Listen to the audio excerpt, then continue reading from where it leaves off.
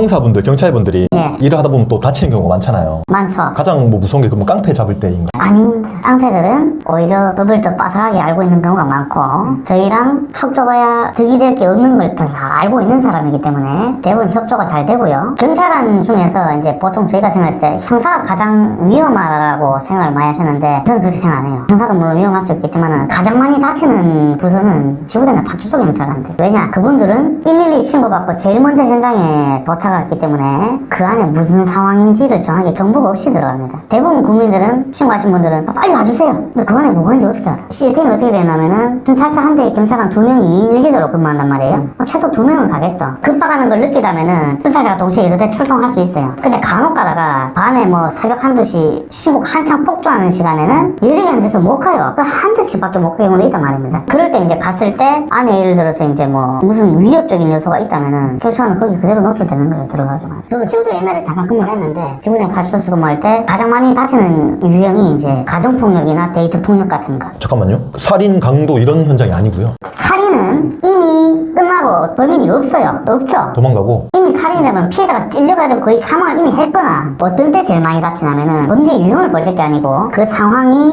당사자들, 가해자나 피해자 전부 다가 감정선이 얼마나 끌어올랐나 그게 제일 위험한 거예요. 가정폭력이라든가 데이트폭력 같은 경우는 서로 막 극렬하게 말다툼하다가 때리거나 찌르거나 이런 상황이 벌어질 수 있기 때문에 그런 경우에 저희가 이제 가면은 제일 위험할 거예요, 보통. 저 역시도 옛날에 가정폭력 신고를 지구대 있을 때 파출소에 많이 나갔는데 나가면은 저희는 제일 먼저 하는 게 저는 그랬어요. 그 집에 싱크대에 칼이나 가위 같은 게 있는지 제일 먼저 치웠습니다, 항상. 피해자한테 제일 먼저 간 게 아니고 싱크대 먼저 갔어요, 제일 먼저. 그 나머지 분들은 아저씨 먼저 가서 이제 못 돌아다니게 앞에 서 있고 다 치워놓고 저희 이제 피해자 분리해갖고 얘기를 보통 그렇게 들었어요. 근데 그렇게 안 하고 아주머니가 피해자다 그러면 아주머님의 얘기만 다 둘러싸고 듣는다 그러면 남편이 뒤에서 듣고 있다가 또 흥분해갖고 칼로 갖고 뭐 우리 어떻게 찌를지 어떻게 알아요? 그러니까 경찰분들 입장에서는 살해 현장 가는 것보다 가정집 가는 게 더 두렵다는 거죠. 살인 현장은 이미 끝났죠. 상황이 끝나서 범인이 뭐 있으면 다행인데 이미 도망가고 없죠. 가정집 가는 게 가장 좀 부담감이 있다. 그래서 그게 오히려 더 그렇습니다. 위험합니다. 정말 반전이네요. 반전이죠. 그리고 두 번째 교통 단속하는 부서들, 음주 단속이라든가 뭐 교통위반, 그 교통 경찰관 분들 있죠. 그분들은 은근히 많이 다치세요. 왜냐? 대부분 그런 단속할 때는 자동차를 내가 맨몸으로 상대해야 되니까 그때 좀 많이 다쳐요. 경찰관 매달고 도망가는 경우도 많잖아요. 그렇죠. 맨몸으로 그냥 있으시잖아요. 그렇죠. 아, 진짜 경찰관분들 정말 고생 많으십니다, 정말로. 형사들도 이제 언제 많이 다치냐면 마약 사범 상대할 때. 왜냐면은 마약 사범은 술도 하고 완전 다르기 때문에 취해버리면은 뭐 환각이라든가 이런 상태에서 완전 이성하고 단절된 상황이기 때문에 무슨 행동을 할 수 자기도 모르고 새로운 자아가 나왔기 때문에. 새로운 자아가 나와요? 네. 기억에 남는 뭐 그런 사례 있으실까요? 있죠. 마약에 이제 취하면은 마약 종류가 좀 많잖아요. 대부분 뭐 필로폰이라고 하는 거 그거 이제 맞은 사람들 특징을 보면은 사람마다 조금씩 달라요. 뭐 하나 꽂힌다 그러죠. 했던 행동을 계속 반복해요. 어떤 사람은 실제로 본 겁니다. 자전거 있죠. 페달이 이렇게 거꾸로 돌면 계속 돌아가죠. 쪼그려 앉아고 계속 그걸 돌리고 있어요.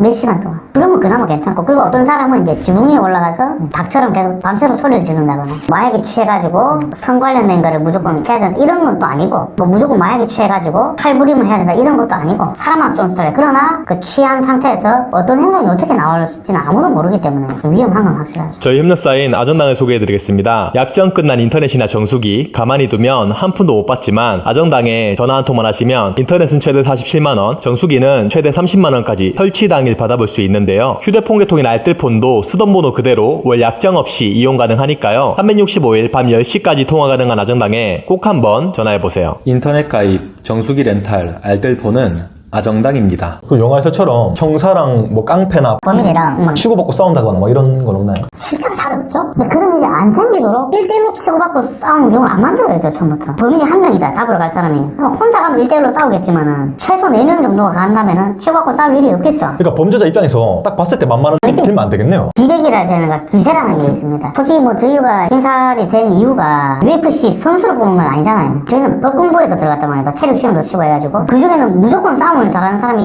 있으리란 보장도 없어요. 아니면 실제로 범인 입장에서 교육기 선수가 있을 수도 있습니다, 실제로. 그런 경우라면 1대1부터 그 사람 이길 사람 대한민국에 몇 명이 있겠습니까? 저희가 항상 기백에서 앞선 이유가 저희는 어쨌든 공적인 임무 하는 거잖아요. 그걸로 이제 가는 거예요. 그렇게 차이가 있는 걸로 가는 거예요. 범죄자와 그 깡패의 길을 죽이기 위해서 어떻게 해야 하나요? 예를 들어서 뭐 홍길동 씨 처벌만 집행하러 왔습니다. 그렇게 나가는 거예요. 그럼 뭐 어쩌라고 하면서 도망가고 이런 경우 없나요? 대다수 깡패 여러분들이 운동을 안 해가 배가 많이 나와 있어요. 술 같은 거 많이 먹어가지고. 도망 못 가요? 그래서? 도망가도 체력이 안 되는데 뭐 얼마 못 도망가요.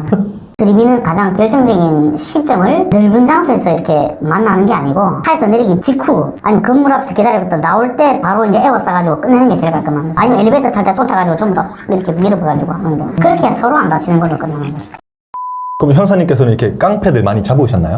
앞에서 만났죠. 어떻게 잡아요, 깡패는? 영화 같은데 보면 막 형사 칼집 놓고 형사랑 다거나 형사한테 위협을 가한다거나. 극렬히 저항하는 친구들도 있어요. 그래서 대부분 그쪽 조직 생활하는 친구들은 이미 대다수 교도소를 다 갔다 왔어요, 전부 다. 교도소 안에서 무슨 일을 할 것 같습니까, 보통 징역 사는 동안? 하루 일과가. 그냥 하루 종일 그냥 시간 것 같은데? 그러니까 시간을 뭘로 때운다는 거예요. 자기들끼리 무슨 사건으로 왔는지 연구를 다 합니다, 그 안에서. 진짜입니다. 제대로 된 깡패들은 법을 많이 알아요. 오히려 어떨 때는 편해요. 왜냐? 저희가 증거 같은 거 딱딱딱 제시하고 이렇게 하면은 그냥 시원하게 다 봅니다, 그냥 좀. 그러니까 그 친구들도 저희랑 섞여서 좋을 건 없다라는 건 알고 있어요, 전부 다. 그럼 잡으러 보통 집으로 많이 가나요? 깡패 잡으러? 평범한 시민들은 자기 이름으로 그 집 주소에 전입신고돼서 살죠. 그런데 저희가 만나는 대부분의 사람들은 주소지 없어요. 휴대폰도 자기 걸로 안 쓰고 다 대포폰 쓰잖아요. 남의 명의 거 쓰든가, 예, 일명 대포폰 또는 집도 다른 사람 집에서 자꾸 살죠, 많이. 그럼 어떻게 알고 잡아내는 거예요? 그건 제가 영업 비밀이라 가지고 100% 자세하게 설명드릴 수 없는데 그럼 보통 어디서 많이 잡혀요, 그날들이? 같이 뭐 100m 전력 질주에서 잡는 그런 경우는 안 하고 제일 좋은 순간 어때냐면은 차에서 내려가지고 건물 안으로 들어가기 직전 또는 건물에서 나올 때 바로 직후 벼올 때 딱 여러 명이서 확 몰려가가지고 바로 이제 벽 같은 데 이렇게 밀어붙여가지고 바로 잡는 경우가 제일 깔끔하죠. 집 안으로 들어가서 또 잡는다고 하는 거는 또 다른 법적 절차가 되게 빡십니다. 조폭 또는 어떤 범인이 살고 있는 게 확실하다. 근데 아직 영장이 안 나왔지 않습니까? 그럼 그 문 따고 들어가서 잡으러 올 수 있느냐? 지금 안 돼요. 체포 절차 자체가 위법하는 거기 때문에 격렬한 저항 같은 걸 하겠죠. 그 사람은 저한테 정당방위가 되는 거예요. 그런 말 있던데 이제 깡패들 숙소에 가서 예. 자고 있는데 한 명씩 깨워서 뭐 붙잡는 그 영장 다 받아간 거예요. 한 명 한 명을 전부 다 받죠, 당연히. 10명 있으면 10개 받는 거예요. 당연하죠. 거기다 하물며 플러스 걔들 사는 집에 압수수색 영장까지 가져받았겠죠. 밤에 들어간다는 것 자체가. 그럼 이렇게 잡을 때 저항은 안 하나요? 갈 때 당연히 조폭 10명이라 그러면은 경사 10명 안 갑니다. 최소 3배 이상 갈 거예요. 그래야 서로 안 다치기 때문에. 저희가 형사들은 한 20명 이상 투입될 겁니다. 왜냐하면은 잡아오는 것 자체가 문제가 아니고 안전하게 잡아야 돼요. 그 안전은 깡패도 그렇고 저희도 그렇고 다 안전해야 돼요. 누구 하나 다치면 안 돼요. 깡패가 다치면 또 그걸 고소하니까. 그럴 수도 있죠, 당연히. 실제로 얼마 전에 다른 경찰서에서 마약 사범들을 잡으러 갔는데 그 중에 이제 일부 담당 형사들이 뭐 폭행을 가했다. 대구에 뭐 경찰서에서 그런 일이 있었어요. 그래가지고 저희는 다 정당한 법 집행이다라고 얘기했는데 검찰에서 오히려 저희를 뭐 독직 폭행 이런 걸 다 기소해가지고 아직 안 끝났어요. 재판 2심까지 끝났어요. 1심 무죄, 검사가 또 항소해서 2심까지 지금 간 상태입니다. 끝으로 하실 말씀 있으시면 자유롭게 해주세요. 그거 말고 다른 이제 부서에서 다 고생하시는 분들 많으신데 제가 뭐 대표 자격은 아니라도 실제로 일어난 일 같은 걸 좀 얘기해 드렸습니다. 밖에서 봤을 때 경찰관들이 뭐 되게 열심히 안 한다, 자격 없는 사람들 많다 이렇게 많이 하시는데 만약에 이제 밖에서 부정적인 근무 태도로 근무하시는 분들이 대다수 경찰관이라고 생각하지 마시고 대부분 다 열심히 하려고 그럽니다. 법 제도라든가 이런 게 이제 조금 현실하고 안 맞아가지고 저희가 자꾸 주저하는 그런 건 있어요. 저희도 물론 시민분들하고 똑같이 답답해하는 거는 매나 한 가지니까 너무 뭐라 그러지 마시고 한 번씩 뭐 일 같은 거 잘 되고 하려면은 좀 격려나 응원 같은 거 좀 해주셨으면 좋겠습니다.